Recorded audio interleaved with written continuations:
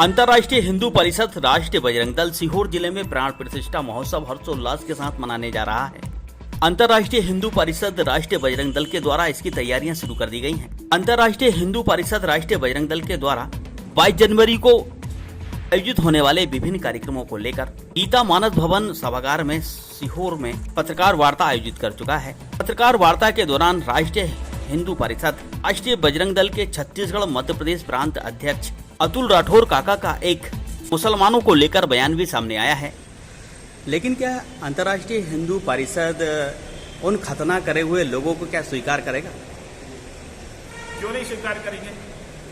जो स्वीकार नहीं किया उसकी वजह से आज वो कश्मीर हमसे दूर चला गया। पत्रकारों के द्वारा पूछे गए सवालों के उत्तर में उन्होंने कहा कि मुसलमानों से हमें कोई आपत्ति नहीं है, वहाँ हिंदू धर्म स्वीकार करते हैं तो उनका स्वागत है। अगर उनका खतना भी हो चुका है तो राष्ट्रीय हिंदू परिषद राष्ट्रीय बजरंग दल उन्हें स्वीकार करने के लिए तैयार है।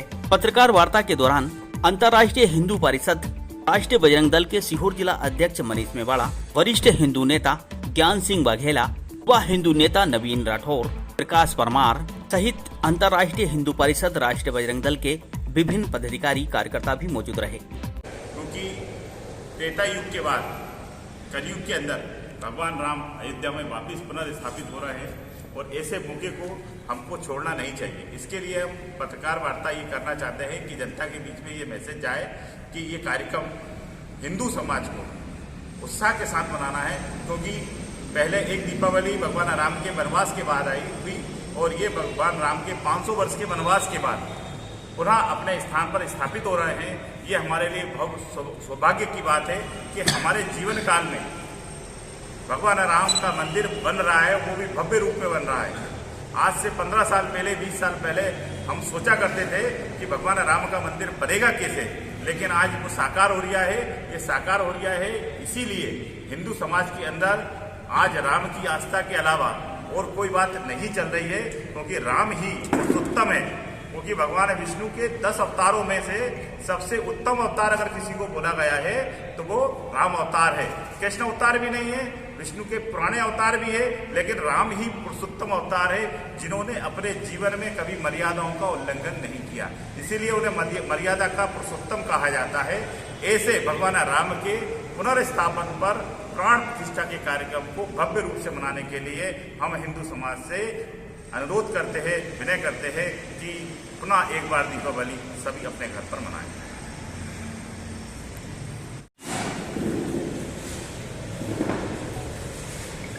महाआरती का आयोजन सभी जगह किया जा रहा है।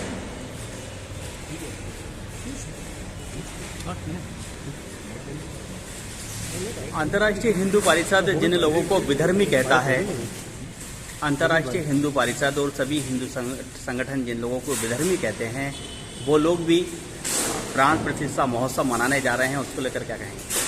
अब विधर्मी का विषय ये है जो धर्म से विमुख होता है, मतलब जो सनातन धर्म को नहीं मानता है उसे विधर्मी कहते हैं, और जो सनातन धर्म को मानता है वो धर्मी होता है।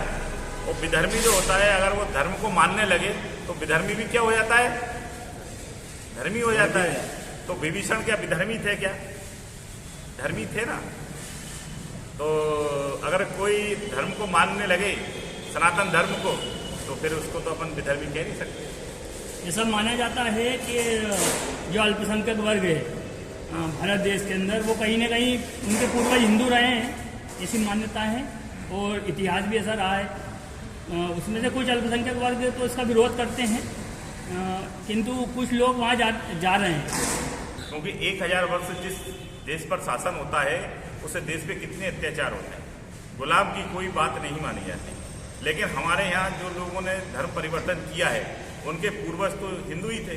आज अगर वो हिंदू धर्म के कार्यक्रम में जाना चाहते हैं तो उनका स्वागत है, वो हिंदू बनना चाहते हैं तो उनका स्वागत है। क्योंकि अपने मूल में लौटना ही सबसे बड़ी बात होती है। इंसान रिसाइकिलिंग होता है, आप भी जानेंगे कोई भी चीज़ कहाँ से बनती है वापस वैसे की वैसे ही पहुँचती है। तो 5000 वर्ष पहले, 6000 वर्ष पहले पूरी दुनिया के अंदर सनातन धर्म के अलावा कोई धर्म नहीं था, चाहे वो अमेरिका हो चाहे वो यूरोप हो। धीरे धीरे हम बाहर होते गए और हमारी जो संख्या है वो घटते घटते आज हम भारत के अंदर ही बचे, नहीं तो पूरी दुनिया के अंदर इस धर्म के अलावा कोई सा धर्म नहीं था, क्योंकि ये धर्म जब सृष्टि की उत्पत्ति हुई तब उत्पन्न हुआ था और ईश्वर ने इसको दिया था, और जब तक सृष्टि समाप्त नहीं होगी तब तक ये धर्म बना रहेगा। सब मत खत्म हो जाएंगे लेकिन सनातन धर्म कभी खत्म नहीं होगा और पुनर्स्थापना होगी इसकी। ये आज कमजोर है तो आने वाले समय में पूरी दुनिया इसी को ही मानेगी, क्योंकि इसके द्वारा ही ईश्वर को प्राप्त किया जा सकता है, क्योंकि ये ईश्वर के द्वारा बनाया गया है। बाकी धर्म जो बने हैं, ये मत बने हैं, वो आदमी ने खुद ने बनाए हैं, एक व्यक्ति ने उसको उत्पन्न किया है। सनातन धर्म को एक व्यक्ति ने उत्पन्न नहीं किया है, इसलिए ये धर्म है और सनातन धर्म है और जन्म इसका सृष्टि के साथ हुआ है। इस हमारे पूर्वज पूर्व में भी जो संकल्प लेते हैं वो 1 अरब 96 करोड़ वर्ष पहले का संकल्प लेते हैं। जब हम इतना पुराना संकल्प लेते हैं तो पृथ्वी की उम्र भी 2.5 अरब ही है। लेकिन क्या अंतर्राष्ट्रीय हिंदू परिषद उन खतना करे हुए लोगों को क्या स्वीकार करेगा? क्यों नहीं स्वीकार करेंगे? जो स्वीकार नहीं किया उसकी वजह से आज वो कश्मीर हमसे दूर चला गया। पश्चिम बंगाल के अंदर मुसलमानों की संख्या क्यों बढ़ी? क्योंकि वहां के राजा ने एक मुस्लिम लड़की से शादी की, ब्राह्मणों ने उसका विरोध किया और क्या हुआ, वहां पे आज मुसलमान ज्यादा हो गए। अगर वो वापिस घर वापसी करते हैं तो उनको क्यों मना करेंगे? शुद्धि आंदोलन होता है। स्वामी दयानंद सत्यानंद सरस्वती ने 25 लाख मुसलमानों का धर्म परिवर्तन कराकर हिंदू धर्म में पुनर्स्थापित किया उनको। आप आज पश्चिमी उत्तर प्रदेश चले जाइए, हरियाणा चले जाइए, दिल्ली चले जाइए, उसके आजू बाजू क्षेत्र के जो लोग मुसलमान बन चुके थे उनको उन्होंने स्वामी सत्यानंद ने वापस बनाया हिंदू। तो हम क्यों नहीं बनाए उनको? ऐसे तो हम कम होते चले जाएंगे। क्या फिर दुनिया को हम वापस हमारे देश को पुनर्स्थापित कर पाएंगे? जैसे जैसे कम आज पारसी कम होते जा रहे हैं वैसे हम कम हो जाएंगे। और इसी के कारण हम अगर अपने लोगों को नहीं अपनाएंगे, हैं तो अपने ही ना, उनके पूर्वज तो अपने ही थे। अगर अपने मूल में आ रहे हैं तो उनको लौटने से हम लौट रहे हैं तो उनको मना क्यों करें हम? हिमाचल डालते हैं जबकि उनको आमंत्रण पत्र प्राप्त हुआ है, तो ऐसे मौके को उनको छोड़ना नहीं चाहिए था। वो राक्षस से देवता बन जाते, लेकिन उन्हें राक्षस ही बनना है, उन्हें देवता नहीं बनना है, इसीलिए उन्होंने इस प्रस्ताव को ठुकराया है।